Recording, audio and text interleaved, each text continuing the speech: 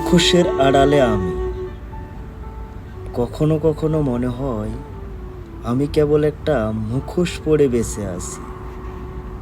হাসি দেই, কথা বলি, কিন্তু ভেতরে কোথাও চুপচাপ একটা কান্না জমে আছে।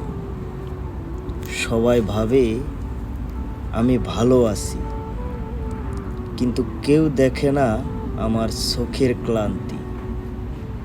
প্রতিদিন নিজের সাথে গোপন একটা লড়াই চলে, যার কোনো দর্শক নেই, নেই কোনো বিচারক, শুধু হার মানা আমি। জীবনের দিকে তাকালেই মনে হয় আমি যেন কেবল হেরে যাওয়া পৃষ্ঠাগুলোর একজন লেখক মাত্র। সব কিছু রেখে একা কোথাও হারিয়ে যেতে ইচ্ছে করে, যেখানে কোনো প্রশ্ন নেই, নেই কোনো জবাবের দায়।